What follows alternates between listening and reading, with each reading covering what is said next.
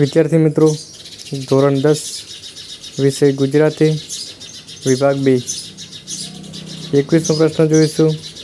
ભણે નરસૈયું તેનું ખાલી જગ્યા કરતાં કુલ 71 તર્યા રે. તેમાં કાઉન્સમાં આપેલો જવાબ તમારે શોધીને લખવાના છે. 22મો પ્રશ્ન જોઈશું. રાત રાણી ખાલી જગ્યાથી નહાય છે. 23મો પ્રશ્ન જોઈશું.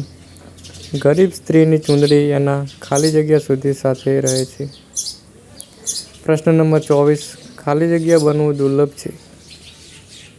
નીચે જોઈશું. નીચે આપેલા પ્રશ્નોના એક વાક્યમાં જવાબ આપો.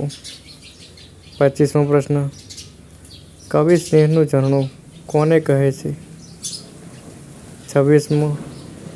જુદાઈના દિવસો ક્યાં સુધી લઈ જશે? નીચે આપેલા પ્રશ્નોના 3-4 વાક્યોમાં ઉત્તર લખો. ગમે તે 2 તમારે લખવાના રહેશે. 27મો પ્રશ્ન જોઈશું. ગંગા સતી પાનબાઈને કેવી વ્યક્તિની સંગત કરવાનું કહે છે? 28 પ્રશ્ન.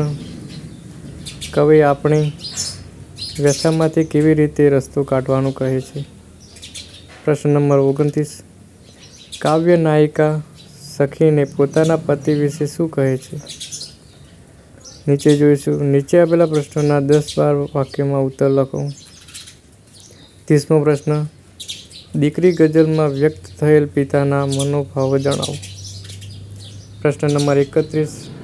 વતનથી વિદાય થતાં કવિની વેદના તમારા શબ્દોમાં વર્ણવો.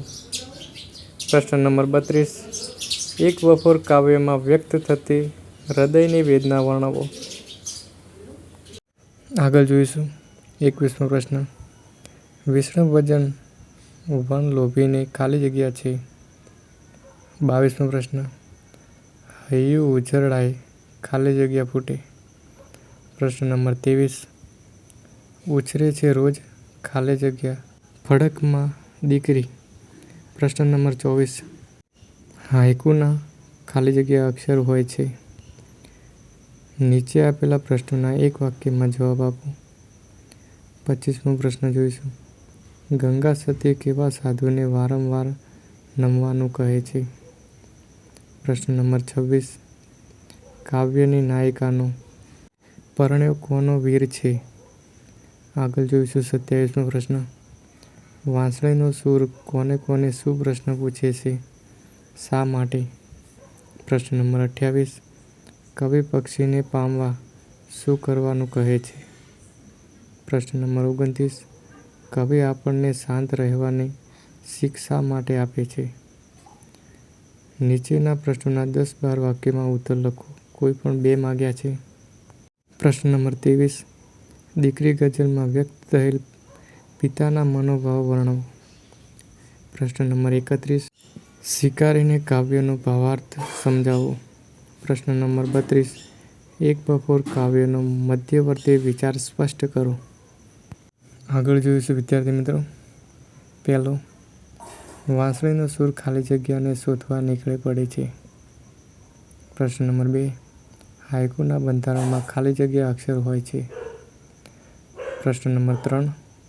ચલમની ખાલી જગ્યામાં કસ નથી. પ્રશ્ન નંબર 4. તમે રાજરાણીના ખાલી જગ્યા છો. નીચેના પ્રશ્નોના એક વાક્યમાં ઉત્તર લખો. પ્રશ્ન નંબર 1. સંકર લોકમાં કોણ તીર્થ સ્વરૂપ છે? પ્રશ્ન નંબર 2. કવિ વિનોદ જોશીની છાતી શા માટે ગજગજ ફૂલે છે? આગળ જોઈશું. પહેલો જોઈશું. કોતરે છે કોઈ વર્ષોથી ખંડકમાં દીકરી. પંક્તિનો અર્થ સમજાવો. પ્રશ્ન નંબર 2. ચાંદલિયો લોકગીતમાં કલ્પનાયિકા રાખીને પોતાના પતિ વિશે શું કહે છે? પ્રશ્ન નંબર 3. કવિ પક્ષીને પામવા શું કરવાનું કહે છે? આગળ જોઈશું. આપેલા પ્રશ્નોના 10-12 વાક્યોમાં મુદ્દાસર ઉત્તર લખો. પ્રશ્ન નંબર 1. બોલીએના કાંઈ વાક્યનો મધ્યવર્તી વિચાર સ્પષ્ટ કરો. પ્રશ્ન નંબર 2. શીલવંત સાંધુની કૃતિને આધારે આદર્શ સંતાનનું લક્ષણો વર્ણવો. પ્રશ્ન નંબર 3. શિકારીને કાવ્યમાં કવિ પ્રકૃતિ જગત અને પ્રાણી જગતનું સૌહાર્દ કઈ રીતે રજૂ કરે છે? આગળ જોઈશું 2, 4 કે 6 પંક્તિમાં માનવીય ભાવ સંવેદન વ્યક્ત કરતો કાવ્ય પ્રકાર ખાલી જગ્યા છે. પ્રશ્ન નંબર 2 ગુજરાતના ખાલી જગ્યામાં સ્થાનાંકાર તબક્કે છે. પ્રશ્ન નંબર 3 ખાલી જગ્યાના વહેણ મૂંગા બની ગયા છે. પ્રશ્ન નંબર 4 રંકનારની ચૂંદડી ખાલી જગ્યા સુધી સાથ આપે છે. નીચે જોઈશું નીચેના પ્રશ્નોના એક વાક્યમાં ઉત્તર લખો. પ્રશ્ન નંબર 1 કવિની દ્રષ્ટિએ ભારવાળો મુંગટ એટલે શું? પ્રશ્ન નંબર 2 ચાંદલિયો લોકગીતમાં કયા સંબંધનું મધુર ચિત્ર નિરૂપાયું છે? આગળ નીચે જોઈશું 4 વાક્યમાં ઉત્તર લખો. પહેલો જોઈશું ગંગા સતી પાનબાઈને કેવી વ્યક્તિની સંગત કરવાનું કહે છે? પ્રશ્ન નંબર 2 નવરાત્રિનો ગર્ભદીપ હું આ પંક્તિમાં કવિની કઈ ભાવના સમાયેલી છે? પ્રશ્ન નંબર 3 બોલીએ ના કાય કાવ્યમાં કવિ આપણને શું શીખ આપે છે? આપેલા પ્રશ્નોના 10-12 વાક્યોમાં મુદ્દાસર ઉત્તર લખો. પ્રશ્ન નંબર 1 જોઈશું દીકરી ગઝલ દ્વારા પિતા તરીકે કવિએ દીકરી પ્રત્યેના મનોભાવો કઈ રીતે વ્યક્ત કર્યા છે? પ્રશ્ન નંબર 2 શિકારીને કાવ્યનો મધ્યવર્તી વિચાર સ્પષ્ટ કરો. પ્રશ્ન નંબર 3 સારસી ઉડી જવાથી કવિના મન પરથી થયેલી અસર તમારા શબ્દમાં વર્ણવો.